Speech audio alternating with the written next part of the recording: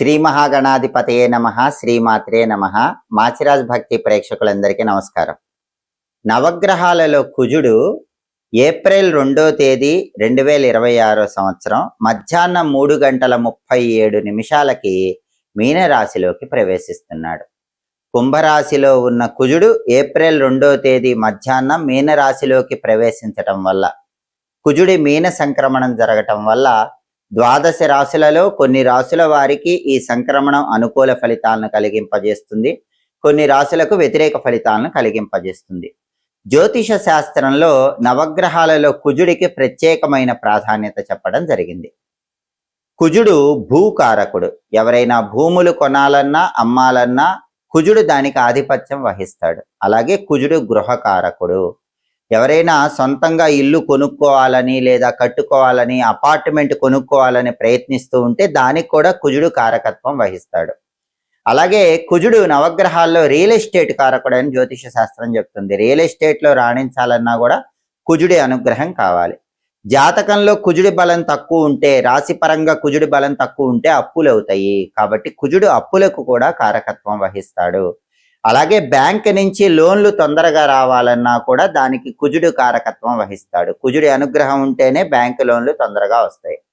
అదేవిధంగా సోదరులతో గొడవలు లేకుండా ఉండాలంటే కుజుడి అనుగ్రహం ఉండాలి. కుజుడు సోదరులకు ప్రాతినిధ్యం వహిస్తాడు. కాబట్టి భూములు, గృహాలు, స్థలాలు, పొలాలు, అపార్ట్మెంట్లు ఇలాంటివి కొనాలన్నా అమ్మాలన్నా, రియల్ ఎస్టేట్లో విశేషంగా రాణించాలన్నా, బ్యాంక్ లోన్లు తొందరగా రావాలన్నా, సోదరులతో విభేదాలు లేకుండా ఉండాలన్నా, అప్పులు తీరాలన్నా నవగ్రహాలలో కుజుడి అనుగ్రహం తప్పకుండా ఉండాలి.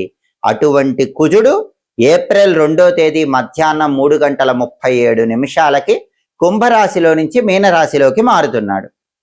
కుజుడి మీన సంక్రమణం జరుగుతోంది. అలా మారిన కుజుడు మళ్ళీ మే 11వ తేదీ 2026 సంవత్సరం మధ్యాహ్నం 12:47 మేషరాశిలోకి మారతాడు. కాబట్టి ఏప్రిల్ 2వ తేదీ మధ్యాహ్నం 3:37 నుంచి మే 11వ తేదీ మధ్యాహ్నం 12:47 వరకు మీనరాశిలో ఉన్నటువంటి కుజుడు ద్వాదశ రాశులకి ప్రత్యేకమైన ఫలితాలను కలిగింపజేస్తాడు. మీనరాశిలో ఉన్న కుజుడు ఏ రాశికి ఎటువంటి ఫలితాలను కలిగింపజేస్తాడో, ఈ కుజుడి మీన సంక్రమణం ఏ రాశులకు అద్భుతంగా యోగిస్తుందో, ఏ రాశులకు యోగించదో, యోగించే రాశుల వాళ్ళు అనుకూల ఫలితాలు పెరగటానికి ఎలాంటి పరిహారాలు చేసుకోవాలో, యోగించని రాశుల వాళ్ళు ప్రతికూల ఫలితాలు తగ్గింపజేసుకుని కుజుడిని ప్రసన్నం చేసుకోవటానికి పాటించాల్సిన శక్తివంతమైన పరిహారాలు ఏంటో, ఈ కుజుడి మీన సంక్రమణం అనేది ద్వాదశ రాశుల మీద సంపూర్ణంగా ఎటువంటి ప్రభావాన్ని కలిగింపజేస్తుందో ఈ వీడియోలో మనం తెలుసుకుందాం. తదుపరి వృశ్చిక రాశి. వృశ్చిక రాశి వాళ్ళకి కుజుడి మీన సంక్రమణం వల్ల ఏర్పడే ఫలితాలను మనం పరిశీలించినట్లయితే, వృశ్చిక రాశి నుంచి లెక్కబెట్టినప్పుడు వృశ్చికం, ధనుస్సు, మకరం, కుంభం, మీనం అంటే కుజుడు ప్రవేశించిన మీనరాశి వృశ్చిక రాశి వాళ్ళకి 5వ రాశి అవుతుంది. వృశ్చిక రాశి వాళ్ళకి కుజుడి సంచారంలో మార్పు 5వ స్థానంలో ఏర్పడుతోంది. కాబట్టి జ్యోతిష శాస్త్ర గోచార గ్రంథాల ప్రకారం 5వ స్థానంలో కుజుడు యోగించడు. కాబట్టి ఈ కుజుడి సంచారంలో మార్పు వృశ్చిక రాశి వాళ్ళకి వ్యతిరేక ఫలితాలు ఇస్తుంది. ఆ వ్యతిరేక ఫలితాలు తొలగింపజేసుకొని వాటిని అనుకూల ఫలితాలుగా మార్చుకోవాలంటే వృశ్చిక రాశి వాళ్ళు కుజుడికి సంబంధించిన శక్తివంతమైన పరిహారాలు చేసుకోవాలి. 5వ స్థానంలో కుజుడు ఉండటం అనేది వృశ్చిక రాశి వాళ్ళకి ఎటువంటి వ్యతిరేక ఫలితాలు కలిగింపజేస్తుందంటే, ప్రధానంగా 5వ స్థానంలో ఉన్న కుజుడు చెడ్డ పనులు చేయటానికి ఆసక్తి ప్రదర్శించేలాగా చేస్తూ ఉంటాడు. కుజుడు మీనరాశిలోకి రాగానే వృశ్చిక రాశి వాళ్ళకి చెడు పనుల మీద ఆసక్తి పెరుగుతుంది. చెడ్డ పనులు ఎక్కువగా చేయాలనే ఉత్సాహాన్ని పెంచుకుంటూ ఉంటారు. అలాగే దుర్జన సాంగత్యం, చెడ్డ వాళ్ళతో స్నేహం ఏర్పడుతుంది. కాబట్టి వృశ్చిక రాశి వాళ్ళు గుర్తుపెట్టుకోవాల్సిన విషయం ఏంటంటే, కుజుడు 5వ స్థానంలో సంచారం చేసే ఈ రోజుల్లో, అంటే ఏప్రిల్ 2వ తేదీ నుంచి మే 11వ తేదీ మధ్యలో కొత్త వ్యక్తులతో పరిచయాల విషయంలో జాగ్రత్తగా అప్రమత్తంగా ఉండండి. అందరితో స్నేహం చెయ్యకండి. అలా చేస్తే వాళ్ళలో చెడు స్నేహితులు ఈ సమయంలో ఉండే అవకాశం ఎక్కువ ఉంది. వాళ్ళ వల్ల మీరు నష్టపోయే సూచనలు కూడా ఉన్నాయి. తస్మాత్ జాగ్రత్త. స్నేహాల విషయంలో వృశ్చిక రాశి వాళ్ళు ఏప్రిల్ 2వ తేదీ నుంచి మే 11 మధ్యలో చాలా జాగ్రత్తగా ఉండాలి. కొత్త స్నేహితుల విషయంలో అయితే మరీ అప్రమత్తంగా వ్యవహరించాలి. అలాగే ఒక్కొక్కసారి చెడు స్నేహాలు అవటం వల్ల వాళ్ళ సలహాలు వినటం, అవే నిజమని భావించటం, దానివల్ల చెడ్డ పనులు చేయాలని లేకపోయినప్పటికీ వాళ్ళ మాటలు నమ్మి చెడ్డ పనులు చేయటం, ఇలాంటివి చేసే అవకాశాలు వృశ్చిక రాశి వాళ్ళకు ఉన్నాయి. కాబట్టి 5వ స్థానములో కుజుడు ఇచ్చేటటువంటి వ్యతిరేక ఫలితాలు పోగొట్టుకోవటానికి కుజుడికి సంబంధించిన పరిహారాలు వృశ్చిక రాశి వాళ్ళు చేసుకోవాలి.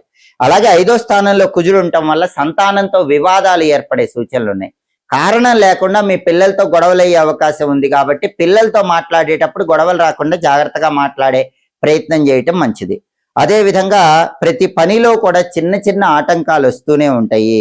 ఆ ఆటంకాలు ఏ పని చేయాలన్నా కూడా చాలా అడ్డుగా ఉంటూ ఉంటాయి. వాటిని అధిగమించే ప్రయత్నం చేయాలి. మనోధైర్యంతో ముందడుగు వేయాలి. ముందు వేసుకున్న ప్రణాళిక ప్రకారం కార్యక్రమాలు జయప్రదంగా పూర్తి చేయలేకపోతారు. వృశ్చిక రాశి వాళ్ళకి 5వ ఇంట్లో కుజుడు ఉండటం వల్ల ఏదైనా ఒక పనిని పర్ఫెక్ట్ గా ప్లాన్ చేసుకున్నా కూడా ఈ కుజుడి సంచారం ఇచ్చే వ్యతిరేక ఫలితాల వల్ల పర్ఫెక్ట్ ప్లానింగ్ ప్రకారం ఏ పని కూడా పూర్తి చేయలేకపోతూ ఉంటారు. దానివల్ల కొంత అసహనానికి వృశ్చిక రాశి వాళ్ళు లోనవుతూ ఉంటారని చెప్పుకోవాలి. ఆరోగ్యపరంగా కూడా ప్రత్యేకమైనటువంటి జాగ్రత్తలు తీసుకోవటం చాలా అవసరం.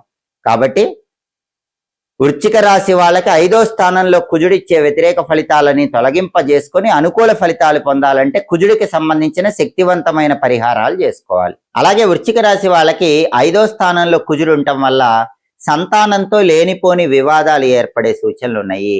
ఏ మాట మాట్లాడినా సంతానం దాన్ని తప్పుగా అర్థం చేసుకోవటం, వాళ్ళతో విభేదాభిప్రాయాలు రావటం, ఇలాంటివి జరిగే సూచనలు ఉన్నాయి. అలాగే సంతానానికి సంబంధించిన ఆరోగ్య వ్యవహారాల్లో కూడా వృశ్చిక రాశి వాళ్ళు ఆందోళన చెందే అవకాశాలు ఉన్నాయి. సంతానం ఆరోగ్యం పట్ల కూడా ప్రత్యేకమైన జాగ్రత్తలు తీసుకోవాలి. మీ పిల్లల ఆరోగ్యాన్ని జాగ్రత్తగా కాపాడుకుంటూ వాళ్ళతో విభేదాలు రాకుండా ఆలోచించి మాట్లాడే ప్రయత్నం చేయటం వృశ్చిక రాశి వాళ్ళకి ఈ కుజుడి పంచమ సంచారం వల్ల తీసుకోవాల్సిన జాగ్రత్తగా చెప్పుకోవాలి. ద్వాదశ రాశుల వాళ్ళు ఏప్రిల్ 2వ తేదీ మధ్యాహ్నం 3:37 మీనరాశిలోకి ప్రవేశించిన కుజుడు మళ్ళీ మే 11వ తేదీ మధ్యాహ్నం 12:47 మేషరాశిలోకి మారతాడు. కాబట్టి ఏప్రిల్ 2వ తేదీ నుంచి మే 11వ తేదీ వరకు కుజుడు మీనరాశిలోనే ఉంటాడు. కాబట్టి మీనరాశిలో ఉన్నటువంటి కుజుడు కొన్ని రాశులకి అనుకూల ఫలితాలు, కొన్ని రాశులకు వ్యతిరేక ఫలితాలు ఇస్తాడు. కాబట్టి అనుకూల ఫలితాలు వచ్చే రాశుల వాళ్ళు అనుకూల ఫలితాలు పెంచుకోవటానికి, వ్యతిరేక ఫలితాలు వచ్చే రాశుల వాళ్ళు వ్యతిరేక ఫలితాలు తగ్గింపజేసుకోవటానికి కుజుడికి సంబంధించిన శక్తివంతమైన పరిహారాలు చేసుకోవాలి. కుజుడికి సంబంధించిన పరిహారాలు ఏవైనా ఈ సమయంలో వచ్చే మంగళవారాలు చేసుకుంటే కుజుడిని సంపూర్ణంగా ప్రసన్నం చేసుకోవచ్చు. అంటే ఏ పరిహారమైనా ఏప్రిల్ 2 నుంచి మే 11 మధ్యలో వచ్చే మంగళవారాలే చేసుకోవాలి. అప్పుడు దాని ఫలితం అనేది చాలా ఎక్కువగా ఉంటుంది. మొట్టమొదటి పరిహారం ఏంటంటే ఈ సమయంలో వచ్చే మంగళవారాలు కందులు నానబెట్టినవి బెల్లంతో కలిపి గోమాతకు తినిపించాలి. అంటే ముందు రోజు రాత్రి, సోమవారం రాత్రి కందులు నానబెట్టుకొని మంగళవారం పూట నానబెట్టిన కందులు బెల్లం గోమాతకు తినిపించాలి. అలాగే మంగళవారం కుజహోరలో కందులు గాని కందిపప్పు గాని పంతులు గారికి దానం ఇవ్వాలి. మంగళవారం ఉదయం 6 నుంచి 7 మధ్యలో, మధ్యాహ్నం 1 నుంచి 2 మధ్యలో, రాత్రి 8 నుంచి 9 మధ్యలో కుజహోర ఉంటుంది.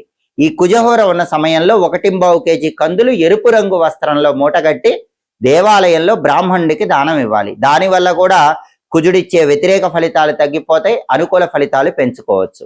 కందులైనా దానం ఇవ్వచ్చు, కందిపప్పు అయినా దానం ఇవ్వచ్చు. అలాగే మంగళవారం ఉపవాసం ఉండి రాత్రికి కందిపప్పుతో చేసిన పదార్థాలు ఆహారంలో స్వీకరిస్తే కూడా ఈ కుజుడి మీన సంక్రమణం అనేది ఏ రాశి వాళ్ళకైనా అద్భుతమైన శుభ ఫలితాలను కలిగింపజేస్తుంది.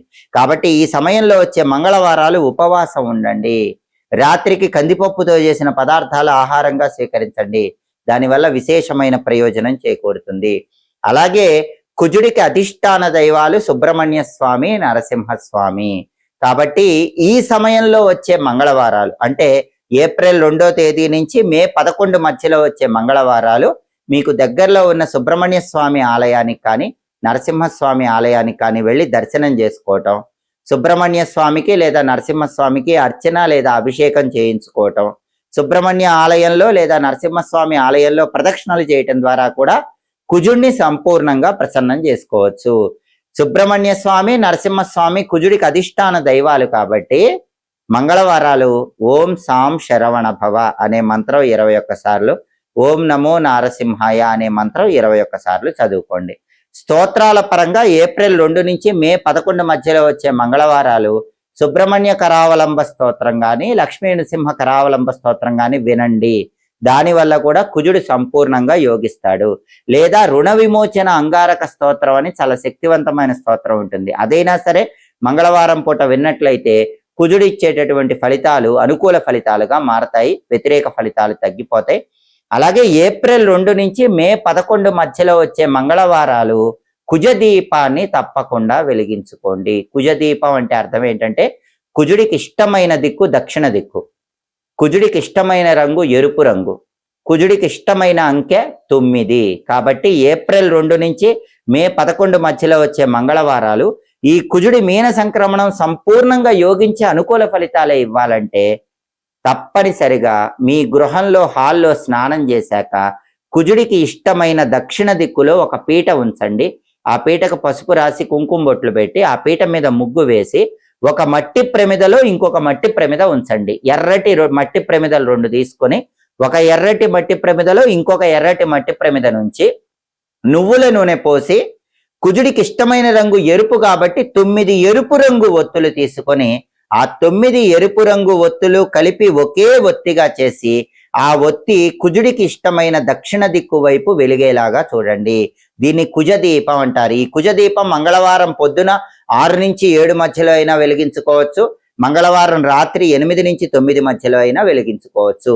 ఇది కుజ హోరా సమయం అంటారు. ఈ సమయంలో గృహంలో హాల్లో దక్షిణ దిక్కు వైపు ఒత్తి వెలిగేలాగా దీపాన్ని వెలిగించాలి. ఎరుపు రంగు ఒత్తులు అందుబాటులో లేకపోతే మామూలు ఒత్తులు 9 తీసుకొని వాటికి పూర్తిగా కుంకుమ రాస్తే అవి ఎరుపు రంగు ఒత్తులు అవుతాయి. అలాంటి 9 ఎరుపు రంగు ఒత్తులు కలిపి ఒకే ఒత్తిగా చేసి ఆ ఒత్తి దక్షిణం వైపు వెలిగేలా దీపం పెట్టండి. దీన్ని కుజ దీపం అంటారు. కుజుడు మీన రాశిలోకి రావటం వల్ల, కుజుడి మీన సంక్రమణం వల్ల 12 రాశుల వాళ్ళు అనుకూల ఫలితాలు పొందాలన్నా వ్యతిరేక ఫలితాలు తగ్గింపజేసుకోవాలన్నా ఈ శక్తివంతమైన పరిహారాలు చేసుకోండి. కుజ దీపాన్ని తప్పకుండా వెలిగించండి. కుజుడి అనుగ్రహానికి సులభంగా పాత్రకండి. ఎప్పటికప్పుడు జ్యోతిష శాస్త్ర పరంగా గ్రహాల సంచారంలో వచ్చే మార్పుల గురించి తెలుసుకోవాలనుకుంటున్నారా? గ్రహాలు మారినప్పుడు ఆ గ్రహాల సంచారంలో వచ్చే మార్పు ఏ రాశికి అనుకూల ఫలితాలు ఇస్తుందో ఏ రాశికి వ్యతిరేక ఫలితాలు ఇస్తుందో తెలుసుకోవాలనుకుంటున్నారా?